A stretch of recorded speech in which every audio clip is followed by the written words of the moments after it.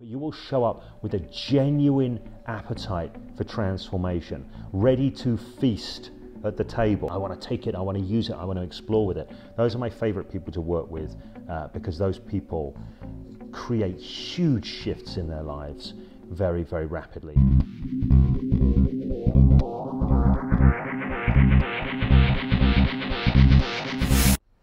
Hi there, this is James Tripp. This is a video for James Tripp Chaos Wave and maybe for Hypnosis Without Trance, depending upon how it unfolds.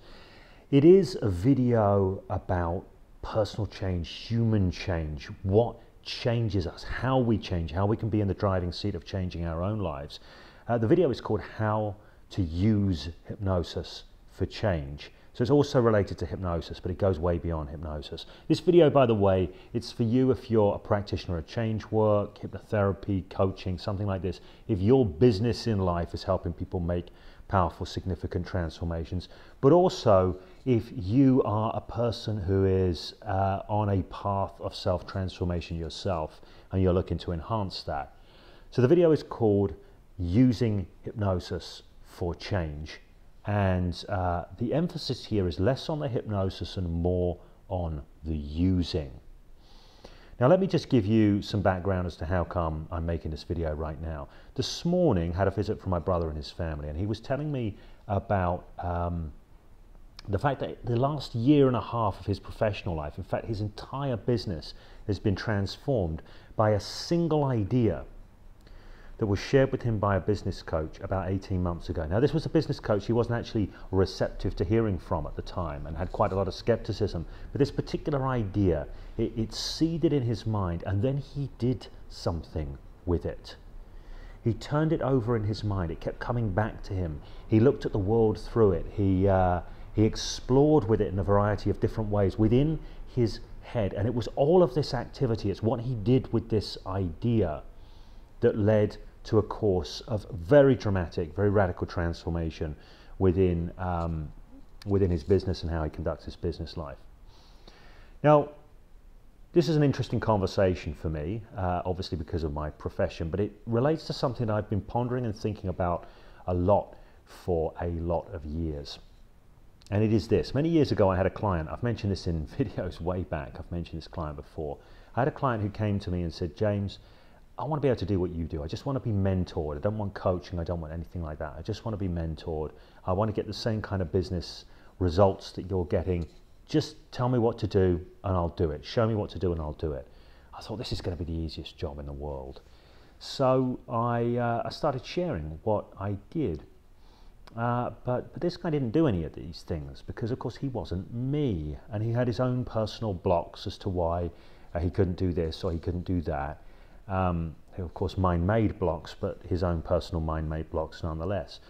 So there are a lot of mind shifts that I thought would be useful for him. And what I would do with this guy is I'd recommend he read certain books. I would say, look, read this book. And the book would be chosen. I would choose a book because there was a key mind shift I wanted to get that I felt the book could deliver.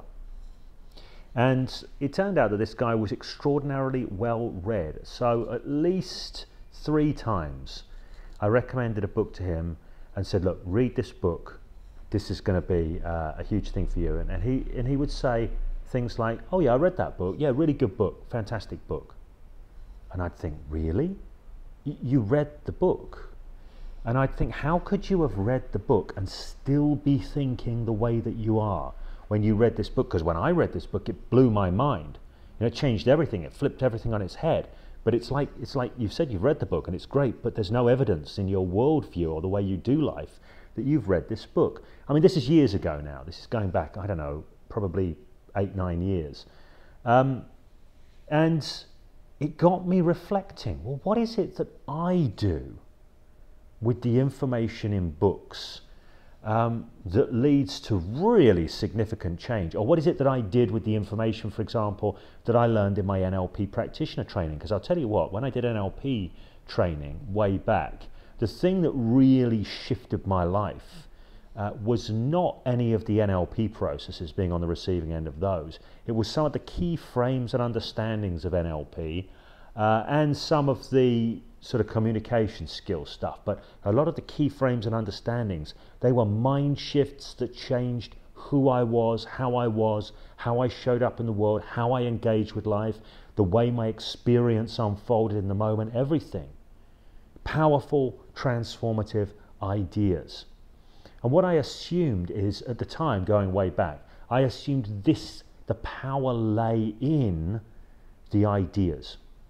And to a certain degree it does. There are certain ideas which are very powerful, but they're only very powerful if they land in the right soil, so to speak. If you plant a seed that could grow an incredible fruit-bearing vine in the wrong soil, it won't grow. And what I didn't recognize at the time is the soil of my mind was fertile for transformation.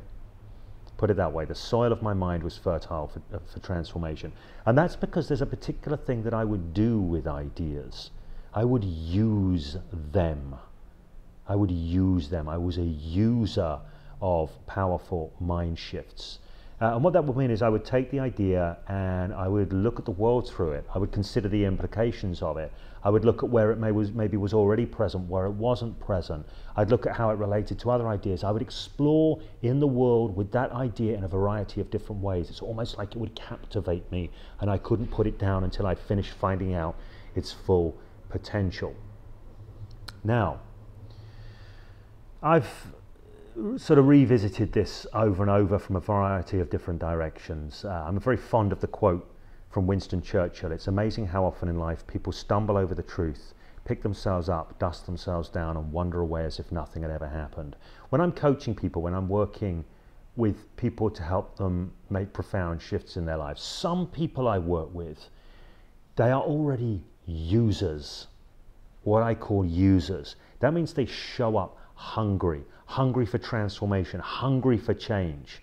And I feed them, so to speak, okay? Not with truths, but with perspectives that I offer, with questions that stimulate their minds in different directions, with immersive experiences, you might call hypnosis, I prefer to call psychoactive facilitation in this context. But we create stuff and we explore together, but it's not just what we create and explore together, it's what they then do with it when they walk away, how they turn it over in their mind, how they use it going forward. And this is a huge thing, because when it comes to hypnosis, there's a perception that hypnosis does a thing to a person, that somehow they get to be passive and change happens because a competent hypnotist hypnotized them. Well, do you know what? Competence is a useful thing. Being able to effectively run profound and significant hypnotic processes is a useful thing.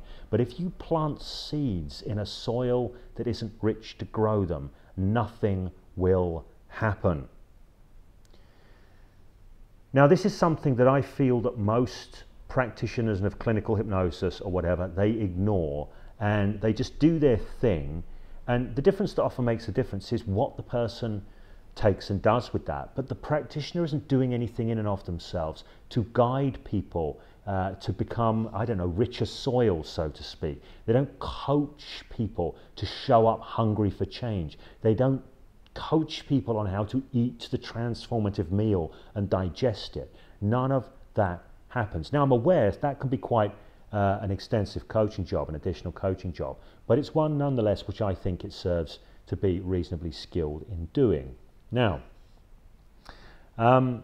speaking for myself as a coach, as an agent of change, whatever you want to call what I do, that's a big developmental edge for me these days, is what I sometimes call coaching coachability, or it's coaching people in how to eat for change and digest for change. Because I used to just take it for granted that everybody was like me.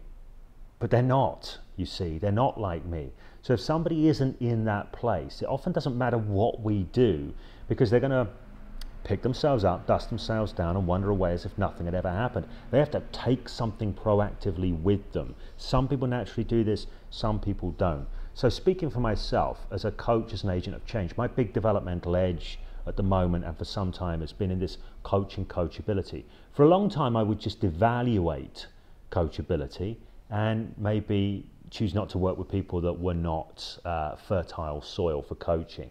But I kind of changed my tune a few years back, and I've been developing a lot of approaches to coaching coachability. And I'm getting there. I wouldn't say I'm all the way there. I wouldn't say I've reached my bar. I set a high bar for myself with things, and I haven't reached it yet, but that's the direction I'm headed in. But I wanted to share these ideas with you, because if you're out there and you think to yourself, I'm really struggling, this is so difficult, this problem's so deep-rooted for me, I just can't seem to, why is this happening to me? I know, I'll go and see a hypnotist, because a hypnotist will just be able to change me. Well, possibly not. But if you're going to go and see a hypnotist and go, do you know what, I'm done with this problem, I want to change this, the time has come, I've got to find a way through this, I'm going to go and see what I can get from hypnosis, then there's a good chance the hypnosis is going to help you. The experiences you have are going to help you. Why? Because you will be a user of those experiences. You will show up unconsciously, probably. It won't be a conscious choice you've made, but you will show up with a genuine appetite for transformation, ready to feast at the table. A lot of people show up and they are genuinely starving and malnourished, so to speak, but they still push the food around going, I don't really think that's very nutritious, or I don't really like that, or I don't, and they'll push the food around. They're not really hungry for change. They're not there to devour, to consume, to use what is offered, whether it comes from the practitioner's perspective, whether it comes from a psychoactive experience that they have under quote-unquote hypnosis, whether it comes from a powerful coaching question asked to direct the mind. It doesn't matter. The real key difference is this appetite for transformation. And underpinning this appetite for transformation is an understanding that you have the capability to do this. It is an attitude of ownership, being willing to step to the position of choice rather than the position of victimhood, the position of I can rather than the position of I can't and it's difficult. These are huge variables. So I'm sharing this right now because it's on my mind. That's the main reason why. But as much as I am interested in, it's a developmental edge of mine to coach coachability, to help people develop this rich soil in which we can plant the seed of change, my preference is still, and the work that I enjoy doing most, is to work with owners and users and people who take coaching from me, who take mentoring from me, they just like, give it here, I want to take it, I want to use it, I want to explore with it. Those are my favorite people to work with because those people create huge shifts in their lives very, very rapidly, and that's a very rewarding thing to be a part of. Okay, so if this video has been useful for you, you like this video, the trick is to like it. Please put a comment down below as well, because that all helps the channel grow. The channel is going to be growing in a slightly different direction going forward, because I'm grounding much more fully in bringing what I do professionally with regard to transformative work to the channel. Probably be doing a little less phenomena stuff over time, but never say never. So if you like the video, add a comment. If you've got a question, use the question section. And if you haven't subscribed yet and you're interested in all things to do with the mind and how we can use our minds to put ourselves into stronger positions of power in our life, then make sure you subscribe to the channel. And the important thing is to hit subscribe so you see when the new videos come up. Okay, so let's continue this conversation in the future. But until then, take extremely good care of yourself.